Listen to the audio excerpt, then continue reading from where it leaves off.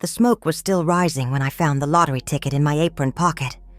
My son had burned my house to the ground and vanished without a word, thinking he left me with nothing. He didn't know I had already won. By sunset, I wasn't crying over ashes. I was signing papers for a new house he'd never set foot in. And what came next with my revenge is shocking. Before we jump back in, tell us where you're tuning in from. Before the betrayal, the devastation, the moment that would redefine everything I thought I knew about motherhood. My life was simple, predictable, and centered around family.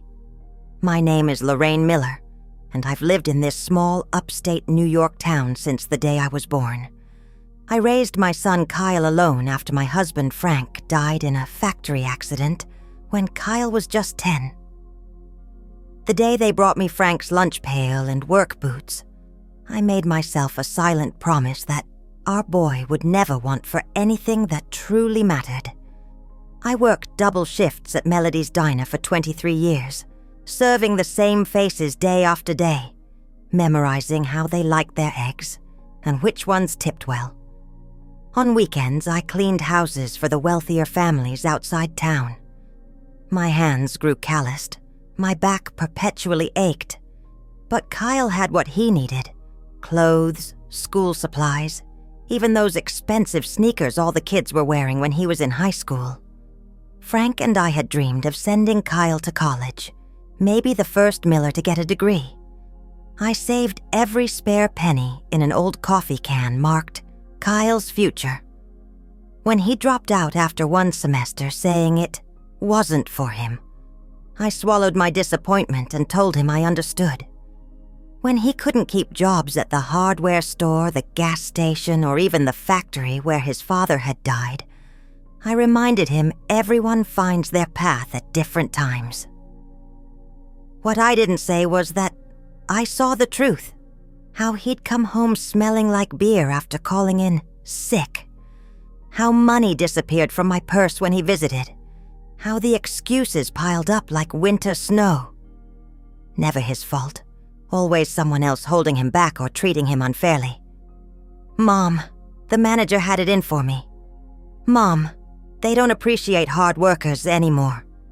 Mom, I just need a little to get by until next week. Still, I kept faith. Mothers do. We see the sleeping baby in the angry young man.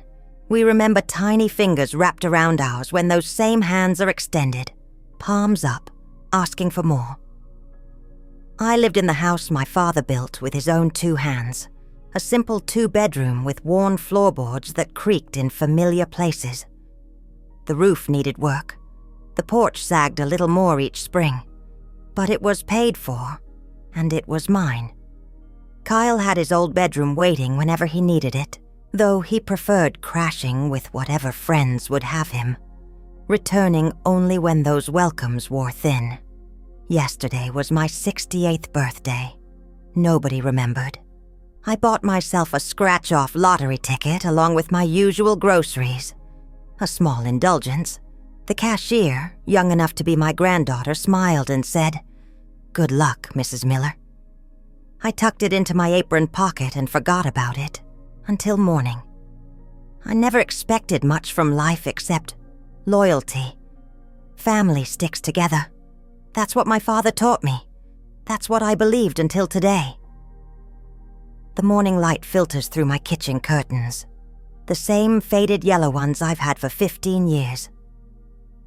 I pour myself a cup of coffee and reach into my apron pocket for a tissue. My fingers brush against something else, the lottery ticket. I scratch it absently while sipping my coffee, expecting nothing. 3 matching symbols appear. I check again, squinting without my glasses. The prize says $350,000. My hand trembles as I set down my mug. This can't be right. I whisper to the empty kitchen. I pull on my cardigan and walk the 6 blocks to Wilson's corner store, where I bought the ticket. Jimmy Wilson, who took over from his father, scans my ticket and his eyes widen. "Holy smokes, Lorraine. You've hit it big." He lowers his voice. "You need to sign this right away and call the number on the back." Walking home, my mind races. The house repairs I've been putting off. Maybe a small vacation. I haven't been anywhere since Frank and I honeymooned at Niagara Falls. And Kyle. This could help him start fresh. Maybe with some financial security, he could finally find his footing. I stop and stare at the peeling paint on my front door. Something inside me hesitates. How many times have I given Kyle money, only to see it disappear with nothing to show? How many fresh starts have dissolved into the same old patterns? I tuck the ticket into my bra instead of calling Kyle immediately. I need to think. The phone rings at 2:30. It's Kyle. "Mom, I need to talk to you." His voice has that familiar edge. Tense. Urgent. 20 minutes later, he's pacing my living room floor. At 35, his face is already lined with hardness. Nothing like Frank's gentle features. "It's just a temporary setback," he says, running his hand through thinning hair. "Jake offered me this opportunity. We just need some startup cash." "What kind of opportunity?" I ask, though I already know it's another scheme. "Real estate, flipping houses." He sits beside me on the couch, suddenly earnest. "Mom, I can double your money in 6 months." "Kyle, I don't have that kind of cash." The ticket burns against my skin, but something holds me back from mentioning it. His face darkens. "You never support me. You've always held me back." "That's not true. Dad would have helped me." It's his favorite weapon, invoking Frank. "Your father worked for everything he had." My voice is sharper than intended. Kyle stands abruptly. "I'm drowning here, Mom. I need $5,000. "I don't have it." "That's bull. You've always had something squirreled away." His eyes dart to the ceramic cookie jar where I sometimes keep emergency cash. "You just don't want to help me." "I've helped you your entire life." His laugh is cruel. "Some help. Look at this place. Look at your life. You call this helping me? I could have been somebody if you and Dad had tried harder." The words cut deeper than he knows. I stand, suddenly bone-tired. "I think you should go, Kyle." "Fine." He grabs his jacket. "But don't expect me to take care of you when you're too old to work. You made your choice."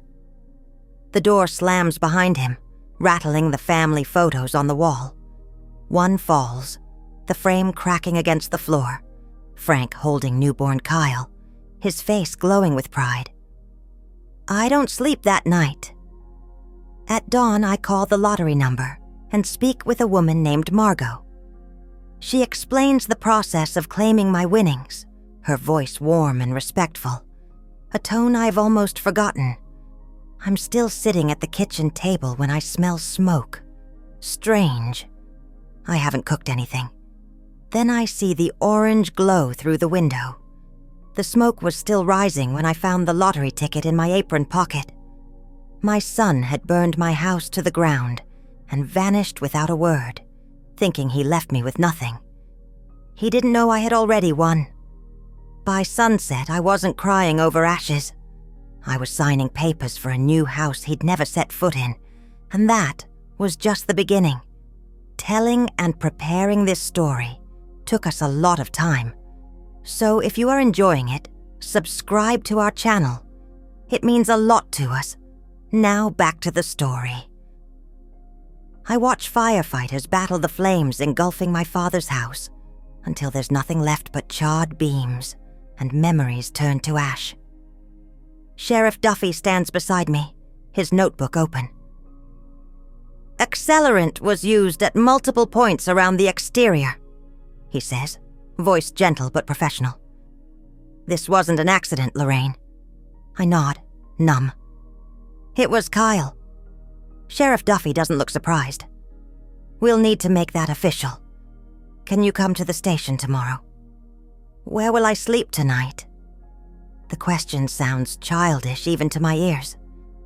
Melody's setting up the room above the diner for you, just until you sort things out.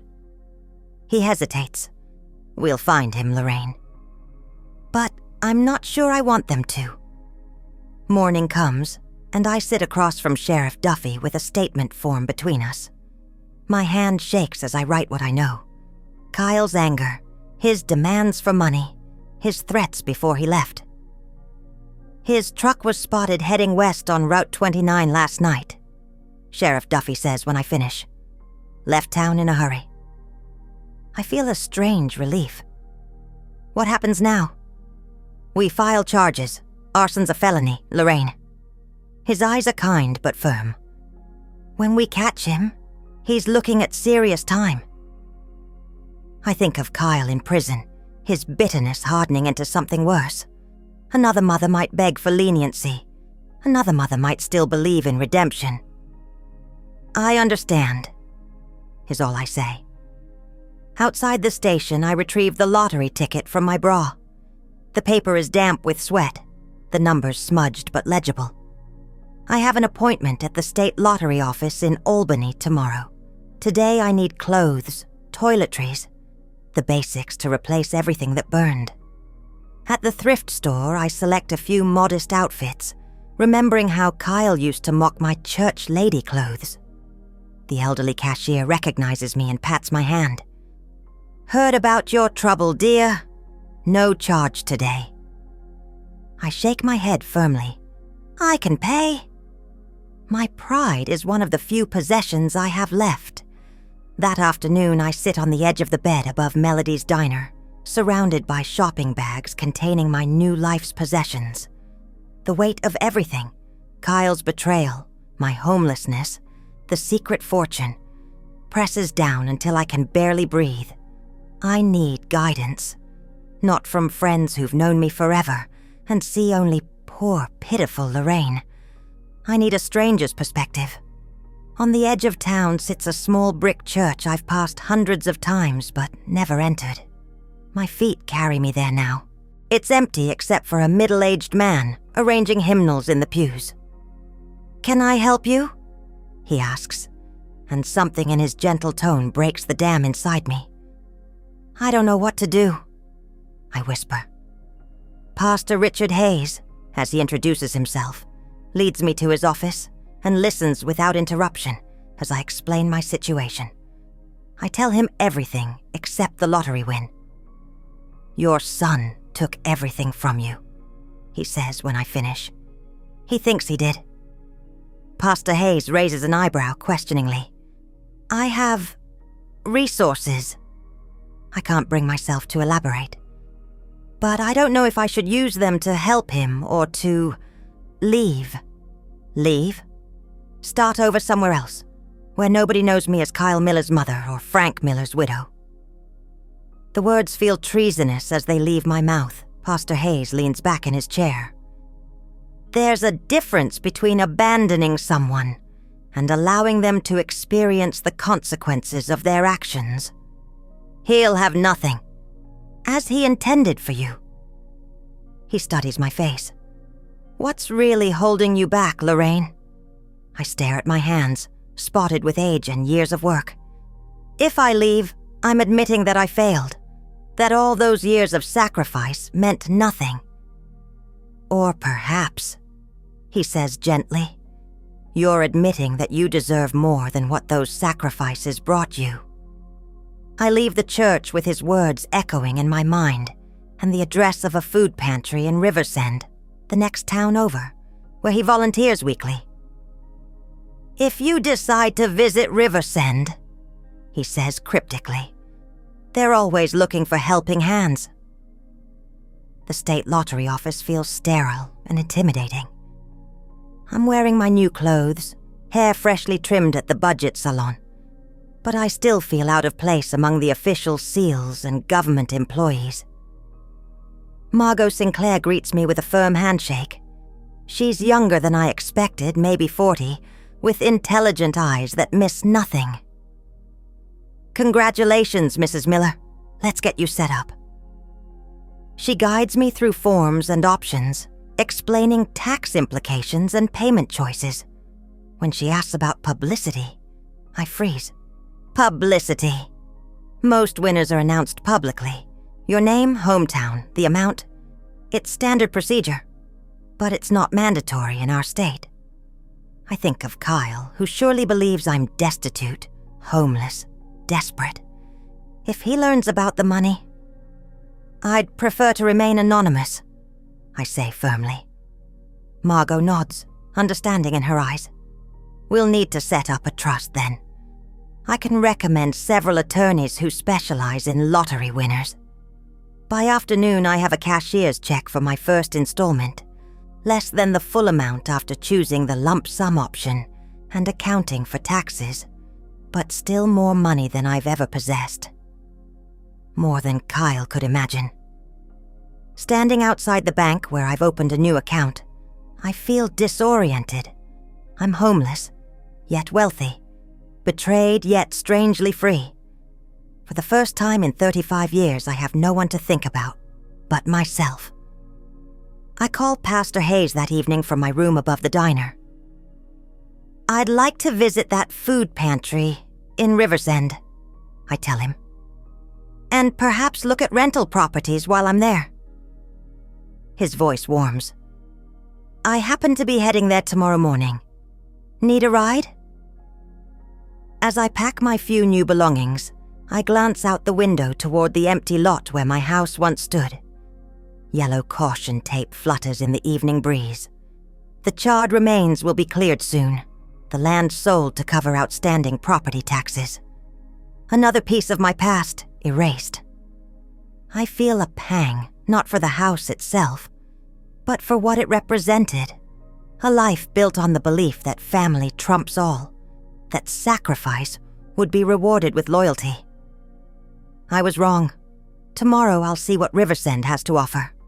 Tonight I look at rental listings online and allow myself, for the first time, to imagine a life where I put myself first.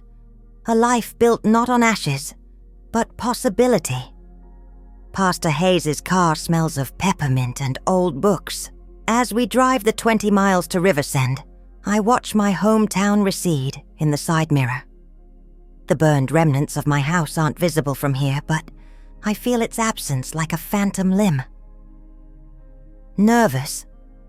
Pastor Hayes asks, glancing at my white-knuckled grip on my purse. I haven't lived anywhere else since I was born. The admission makes me sound pathetic to my own ears. Change takes courage, he says simply, especially at our age. Riversend is smaller than my town, but prettier, with a restored historic downtown and tidy neighborhoods radiating outward. The food pantry operates from the basement of another brick church, this one with crisp white trim and stained glass windows that cast rainbow patterns across the worn linoleum floor. Pastor Hayes introduces me as a friend from neighboring Millfield to the volunteers sorting donations.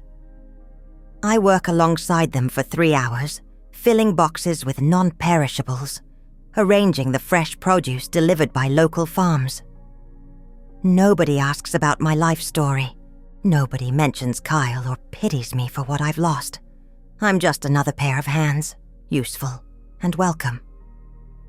You're a natural, says an older woman named Martha as we stock canned vegetables.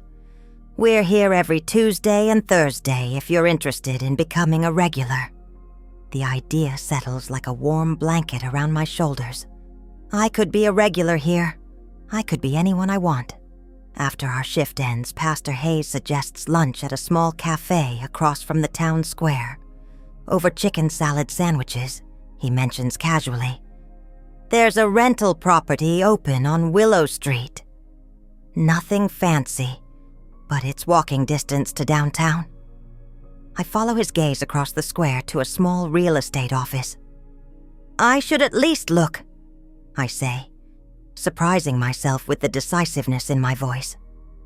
The rental turns out to be a white cottage with blue shutters and a front porch, barely big enough for 2 chairs. It's half the size of my old house, but freshly painted, with new appliances and hardwood floors throughout. The landlady, Mrs. Peterson, seems doubtful about renting to someone without local references until Pastor Hayes vouches for me. "It's $950 a month," she says. "First and last month's rent up front, plus security deposit." The amount would have been impossible 2 days ago. Now I write a check without hesitation. When Mrs. Peterson asks for my name on the lease, I hesitate only briefly before saying, "Lorraine Evans." My maiden name feels strange on my tongue after 40 years as a miller. "Any family who'll be staying with you?"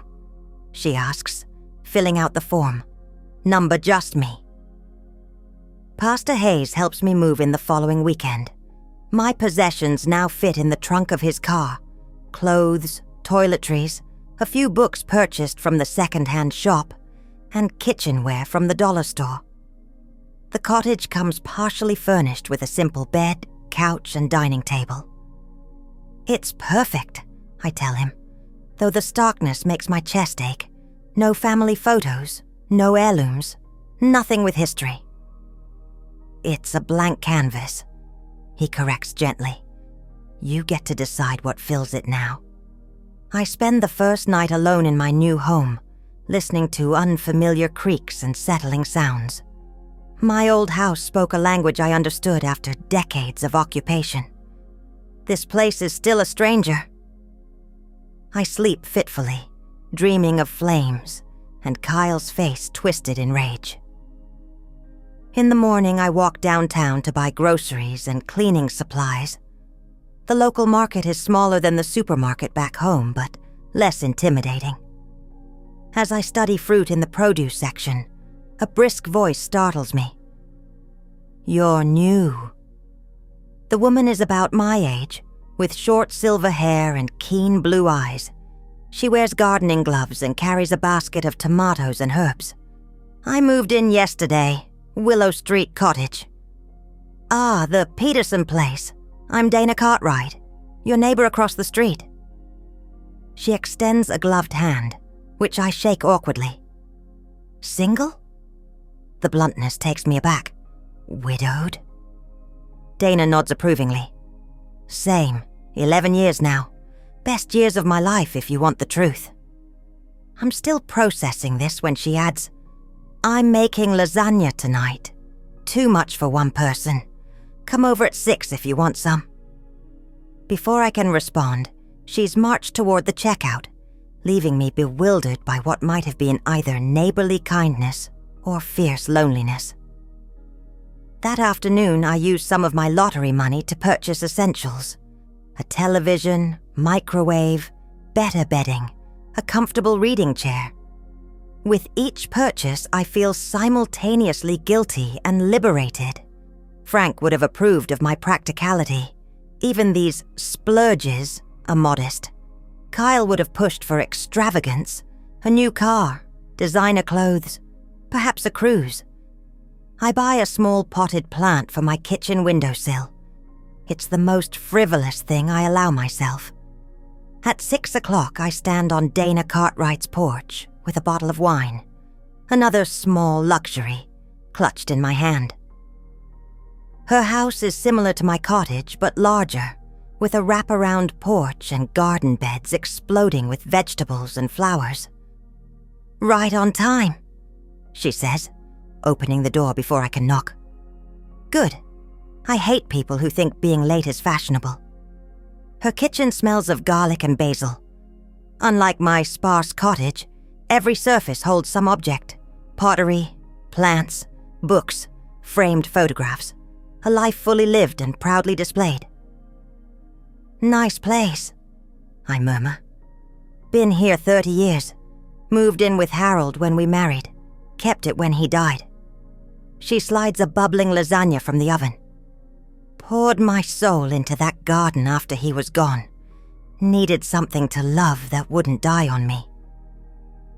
The bluntness startles a laugh from me.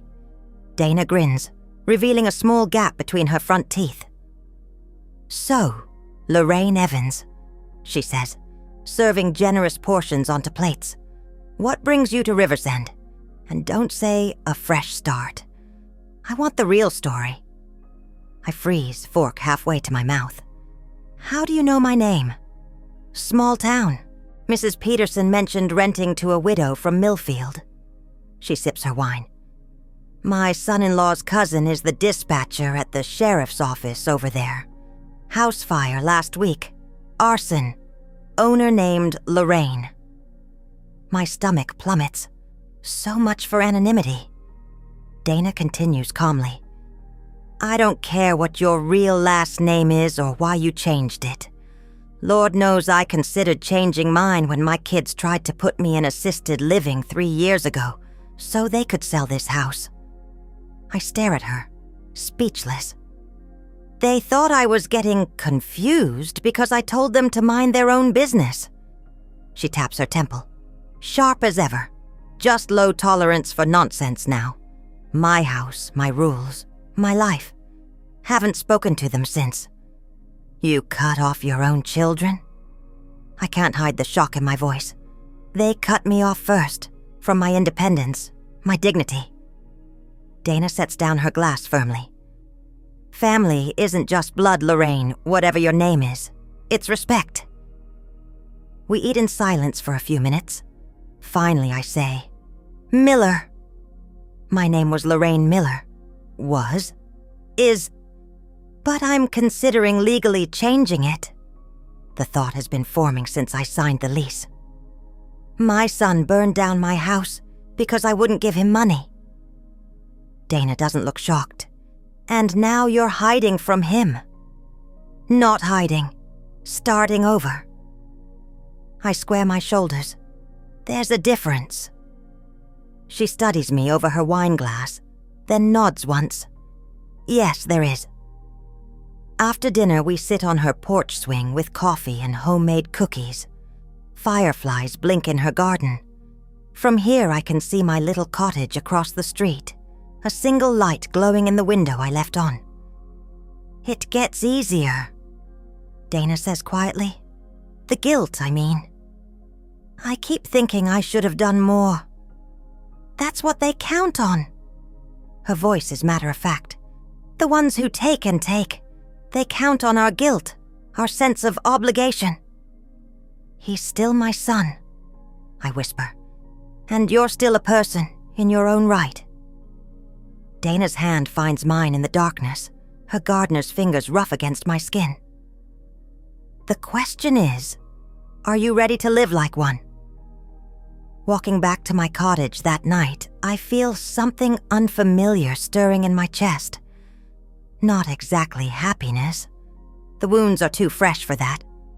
But possibility. The faint flickering beginnings of a life reclaimed.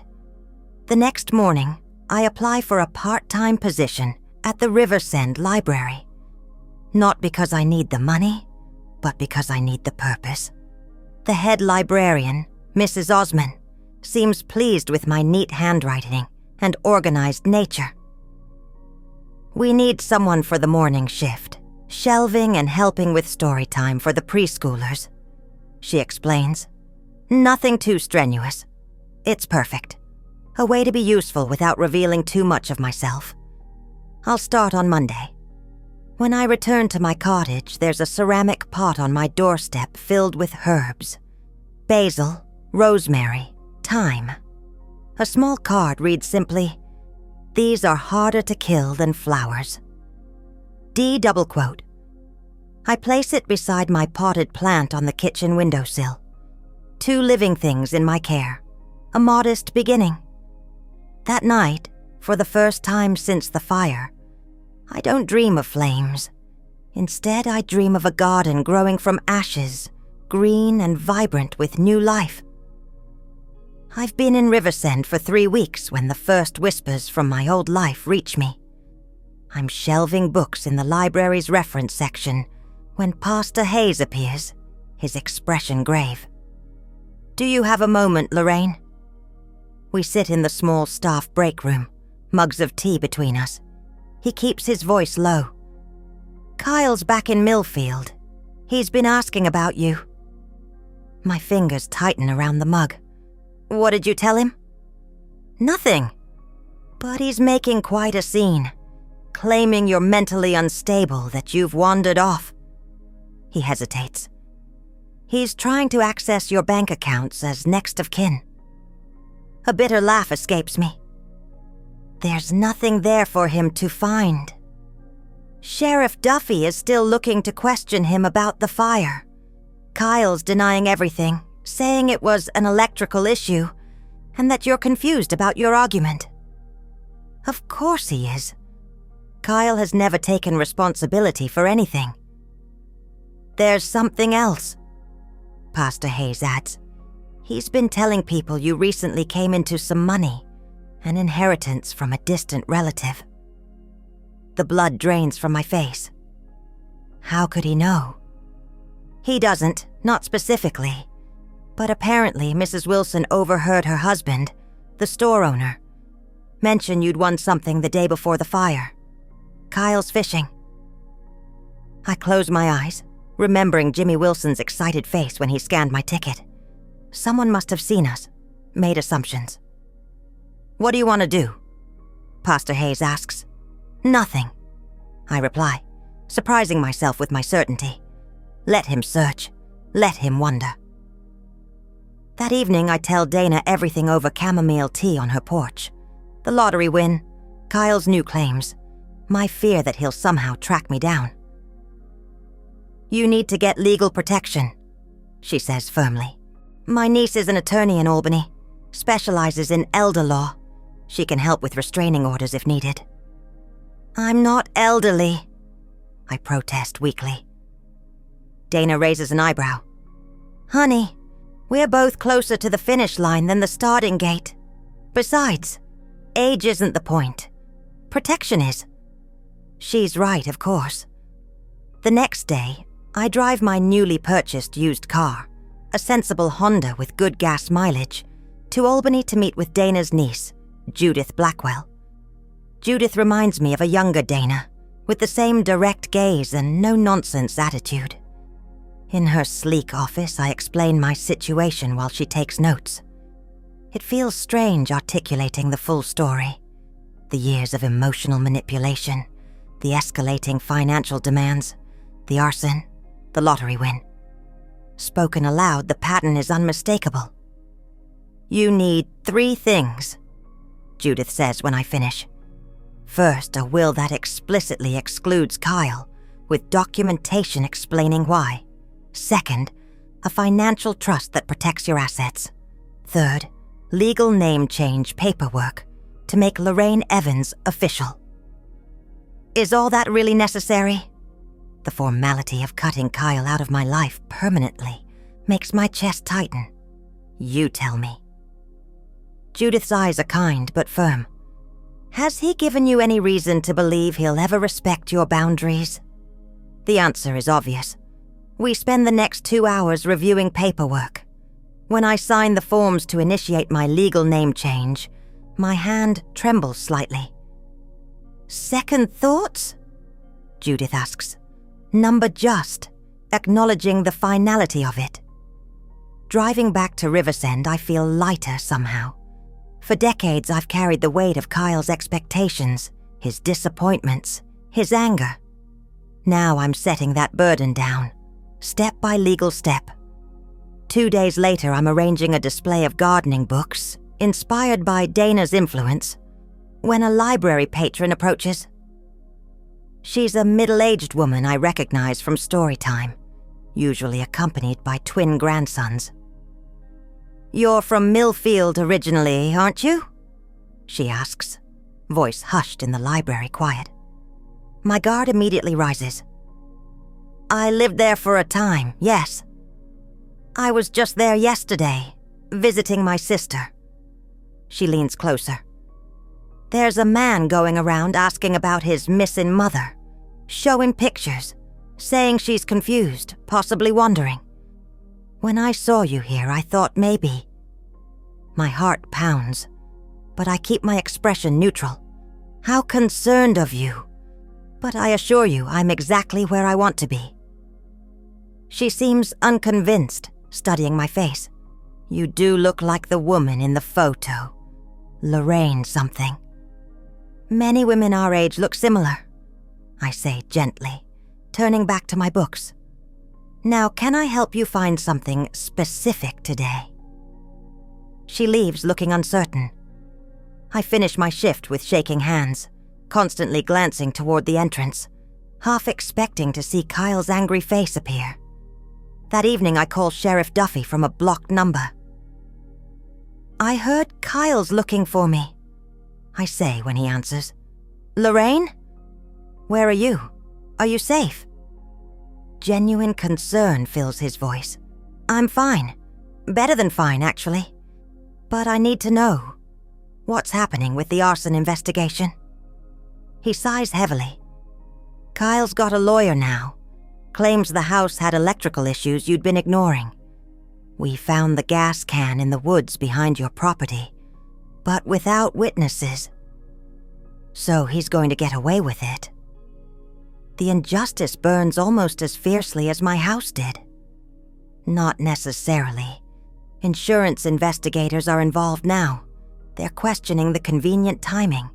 Kyle had been asking about your home insurance policy at Henderson's agency the week before.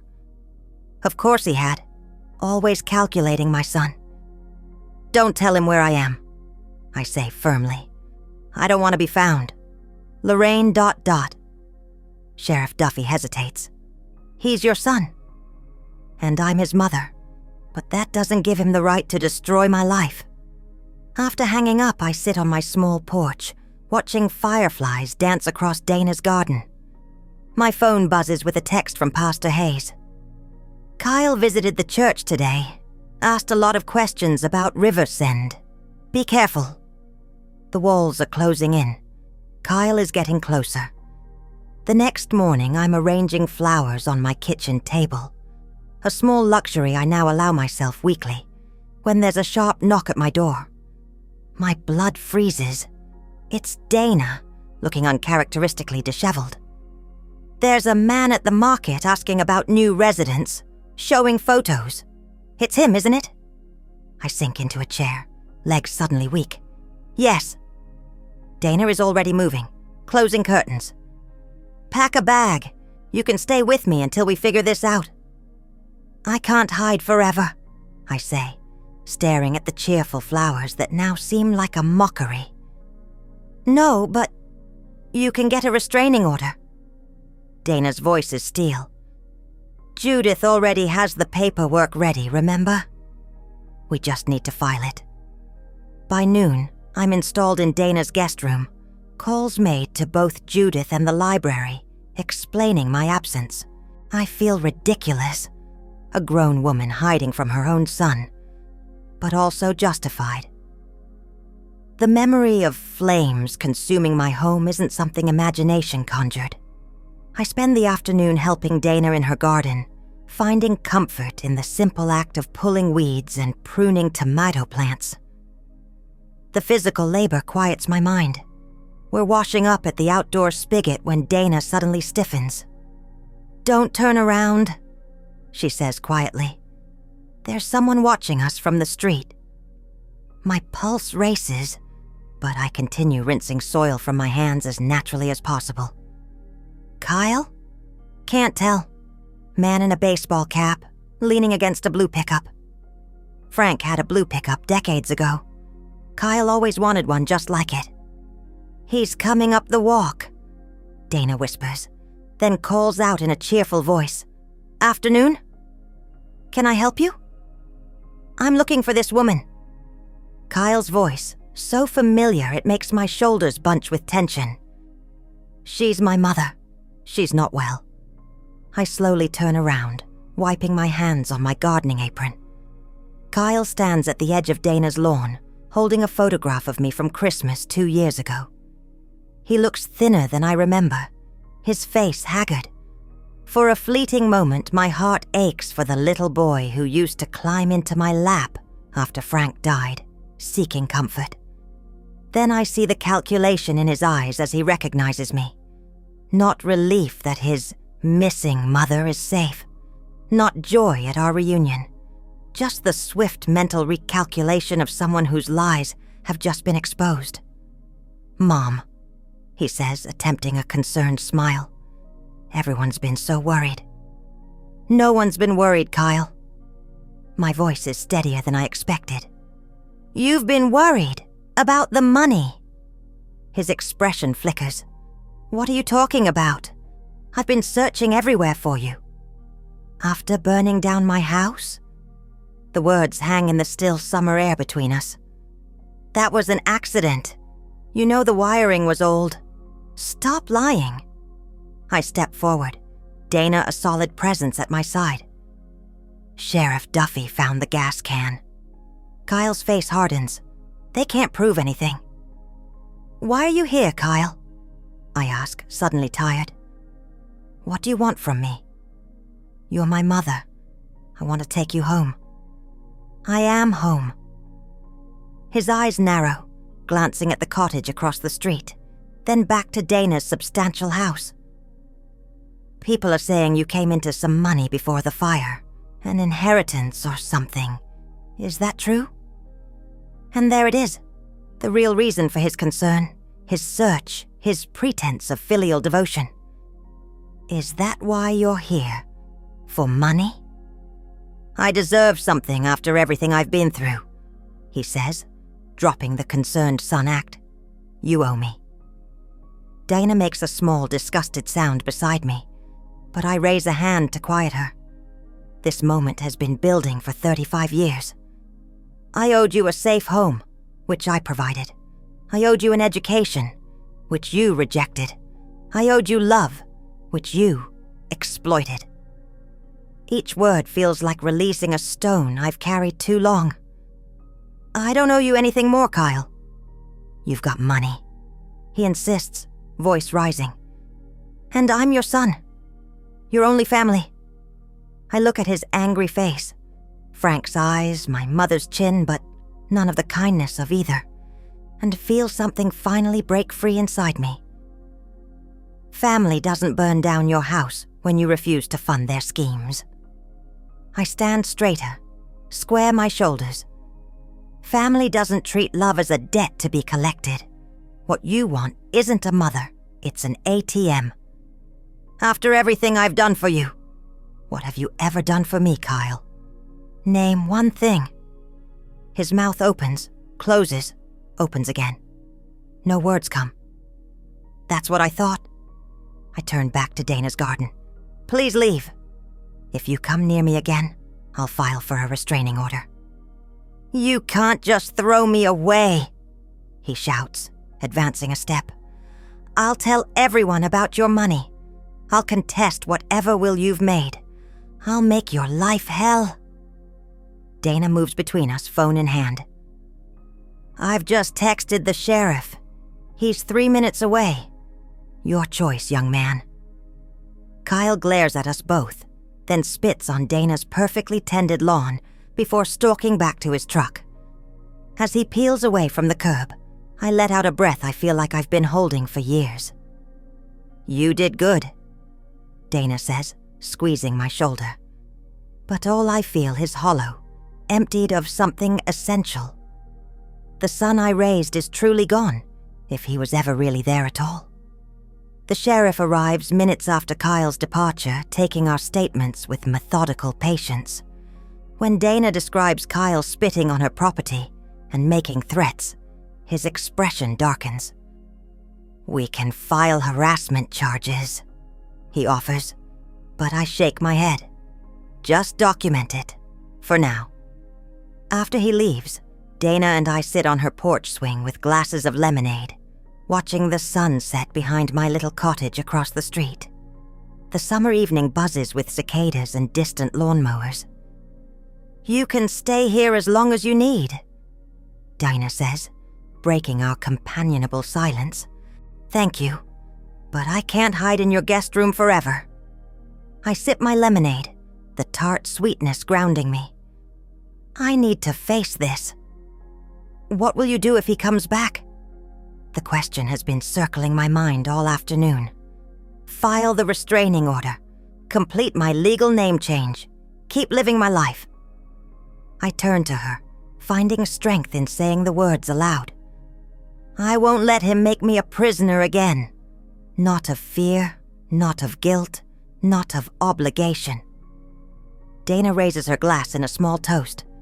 To freedom at 68. Better late than never. That night, I sleep surprisingly well in Dana's guest room, with her cat Jasper curled at my feet. In the morning, Pastor Hayes arrives with fresh pastries and concerning news. Kyle's been telling people in Millfield that you've had some kind of breakdown, he explains as we gather around Dana's kitchen table. Says you've fallen in with strange people who are after your money. What money? I ask Riley. According to him, I've always been broke. He's claiming there was an inheritance you received just before the fire. Says you're confused about who he is, about the fire, about everything. The audacity is breathtaking. And people believe him? Pastor Hayes shrugs. Some do. Others remember how he's been borrowing money around town for years without repaying. Sheriff Duffy's not buying it, that's for sure. He's setting the stage, Dana interjects, slicing an apple with precise movements. If he can convince people you're mentally incompetent, he could try for guardianship. The pastry turns to ash in my mouth. Can he do that? Not without significant evidence, Pastor Hayes reassures me, and not without a fight from us. United States. The word warms something inside me. I'm not alone in this battle. I need to go to the library, I say suddenly. I can't let him disrupt my whole life. Dana protests, but I'm resolute. After breakfast, I walk to the library, hyper-aware of every car that passes, every stranger who glances my way. The fear is exhausting, but hiding would be worse. Mrs. Osmond greets me with concern. We missed you yesterday. Everything all right? Family issues. The phrase feels inadequate for the magnitude of what's happened. But I'm here now. The routine of shelving books and helping patrons soothes my frayed nerves. During my lunch break, I called Judith to update her on Kyle's appearance and new claims. We need to move quickly, she says. I've prepared the restraining order paperwork. Can you come to my office tomorrow to sign it? I agree, then spend the afternoon leading story time for preschoolers, losing myself in the simple joy of children's literature. None of these bright-eyed kids know about my troubles. To them, I'm just the nice library lady who does funny voices for different characters. Walking home that evening, I take a different route to avoid being predictable. The paranoia feels ridiculous but necessary. As I round the corner onto Oak Street, a familiar blue pickup appears at the far end. My heart stutters. I duck into Riverside Books, a small independent bookstore I've visited occasionally. The owner, a bearded man named Greg, looks up from his register. Need help finding something? Just browsing, I manage, positioning myself away from the windows. I pretend to examine a display of new releases while watching the street. The blue pickup crawls past, Kyle clearly scanning the sidewalks. Once it disappears, I exhale shakily. You okay, ma'am? Greg asks. Not really. My son is looking for me. We're not on good terms. Understanding dawns in his eyes. Want me to call someone? Or you can wait here until you feel safe. The kindness of strangers continues to surprise me. If I could use your phone? Mine's dead. I call Dana, who arrives 10 minutes later in her ancient Volvo. As we drive the few blocks to her house, I spot Kyle's truck parked near my cottage. He's watching my place, I say, ducking down in the passenger seat. Dana makes a disgusted noise. That tears it. You're staying with me until we get that restraining order. We spend the evening with curtains drawn, jumping at every sound. It feels like being under siege. After a dinner neither of us really eats, Dana brings out a bottle of brandy. "Medicinal purposes," she declares, pouring generous measures into crystal glasses that must have been wedding gifts. The liquor burns pleasantly going down. "I never thought, at my age, I'd be hiding from my own child." "At our age," Dana says, swirling her brandy, "we should be able to live exactly as we please. We've earned it." The next morning, Pastor Hayes drives me to Albany for my appointment with Judith. We take Dana's car instead of his recognizable church vehicle, a precaution that would have seemed absurd just days ago. Judith's office feels like a fortress of legal protection. I sign the restraining order application, providing detailed accounts of Kyle's arson, threats, and stalking behavior. The process leaves me drained but resolved. "Once this is granted, he legally can't come within 500 feet of you," Judith explains. "If he violates it, he'll be arrested." "Will it be enough?" I ask.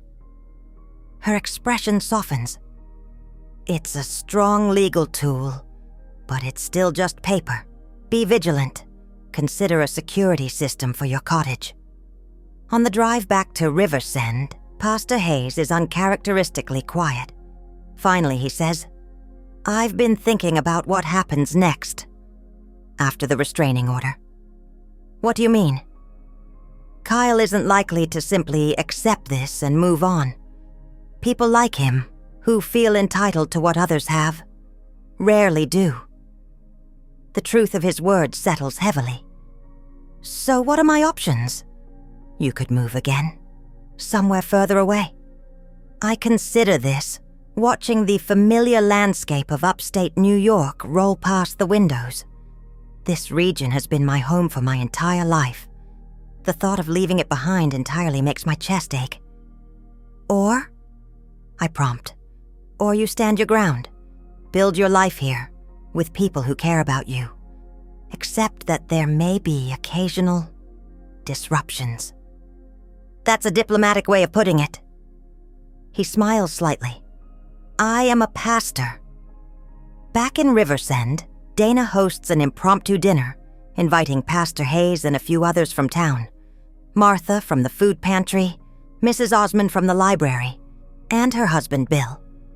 Nobody mentions Kyle or my situation directly, but their presence feels like a statement, a community forming around me. After dessert, Martha and I wash dishes while the others chat in the living room. "Dana mentioned you might be looking for more volunteer opportunities," she says casually, drying a serving platter. "I've been thinking about it. The food pantry work was satisfying." Martha nods.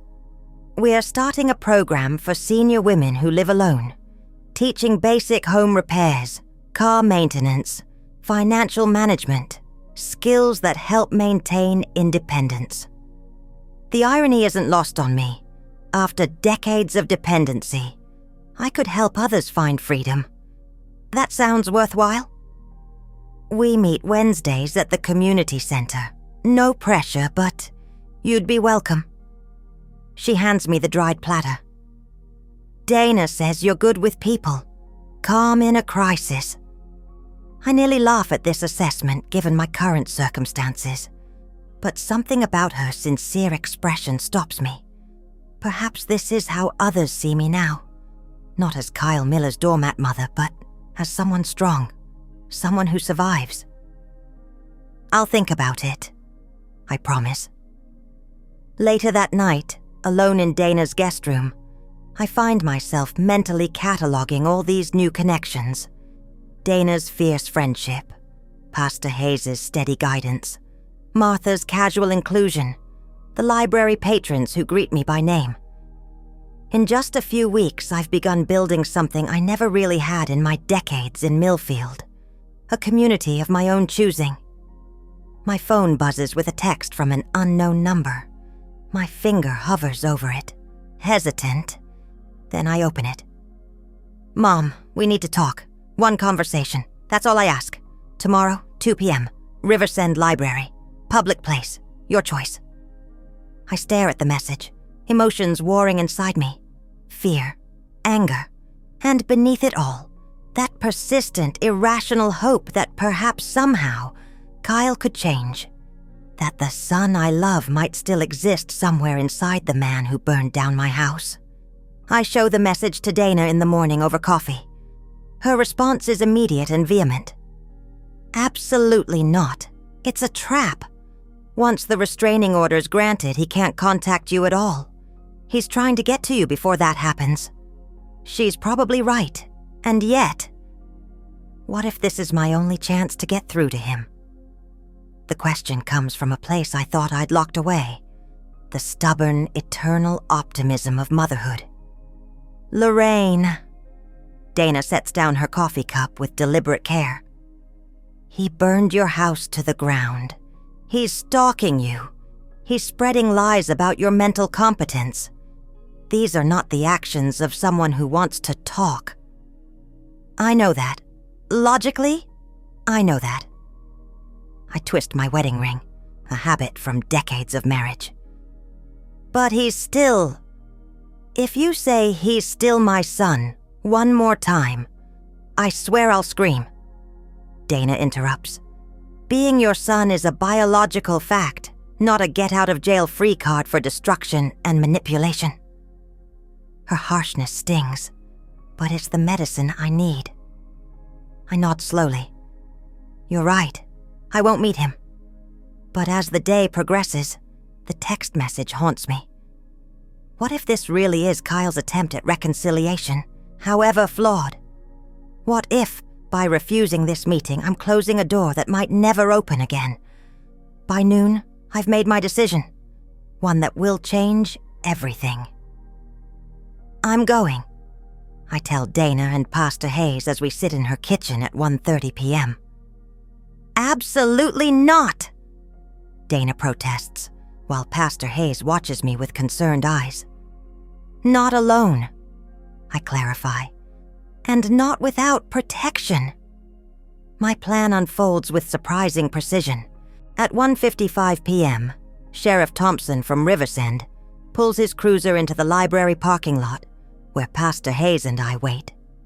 Dana insisted on coming too, but remains in her car across the street, a reluctant lookout.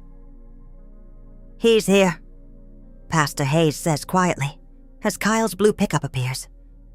Remember, Sheriff Thompson says, I'll be right inside the door. First sign of trouble, I'm intervening. Kyle enters the library, scanning the quiet space until he spots me sitting alone at a corner table. His face, so like Frank's yet so different, registers surprise when he sees Pastor Hayes nearby, pretending to browse books. I said alone, he hisses as he sits across from me. You've lost the right to make demands. My voice is calm, steadier than I feel. He leans forward, switching tactics with the ease of a lifetime manipulator. Mom, I've been worried sick. You disappeared after the fire. I thought maybe... that I died in the flames you set? The bluntness silences him momentarily. Or that I was wandering confused, making up stories about my son's attempt to leave me homeless. Those are lies. His eyes dart around, noticing Sheriff Thompson watching us. Who are these people you're surrounding yourself with? What have they told you about me? Nothing I didn't already know. I fold my hands on the table, the picture of composure, though.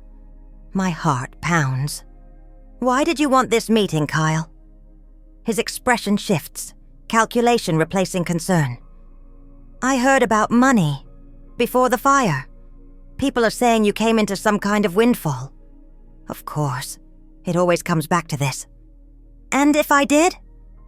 I'm your son, your only family. His voice drops, taking on the wheedling tone I know too well. Whatever happened with the house, we can work through it. Family sticks together, right? That's what you always said.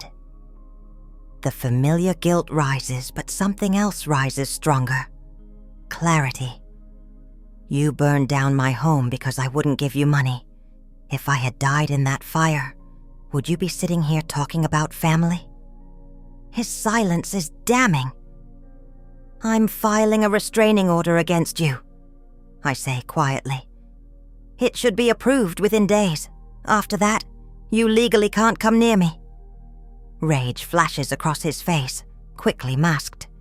You do that to your own son? After everything I've been through? Everything you've been through? Something breaks inside me. Not in weakness, but in release. Your father died when you were 10. It was tragic. It was unfair. But it doesn't excuse what you've become. This isn't you talking, he snarls, loud enough that Sheriff Thompson straightens. It's these people poisoning your mind. You have money, and they're taking advantage. The only person who has ever taken advantage of me is sitting right across this table. I stand slowly. Goodbye, Kyle. You can't just walk away from me. He rises too, voice rising. I'm your son. Yes, you are. And that's the tragedy of all this. I feel tears threatening, but refuse to let them fall. Being your mother was the most important thing in my life, but it can't be anymore. Not like this. As I turn to leave, his hand shoots out, gripping my wrist with painful force. We're not done. Sheriff Thompson is there instantly, removing Kyle's hand from my arm. That's enough, sir. Time to go. 3 months later, my cottage feels truly like home.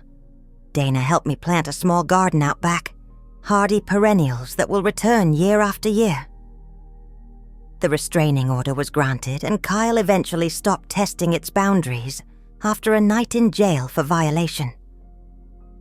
I've legally become Lorraine Evans now, the woman I was meant to be, perhaps, not defined by marriage or motherhood, but by choices made in the fullness of wisdom. The lottery money sits mostly untouched except for modest improvements to my home, anonymous donations to the food pantry, and seed money for the Women's Independence Program Martha and I now co-lead. This morning I sat on my porch with coffee, watching sunrise paint Dana's garden gold. A small dog, my recent rescue from the county shelter, curled at my feet. His name is Phoenix, a private joke about rising from ashes. I am not the woman who lost everything in a fire. I am the woman who found herself among the ruins.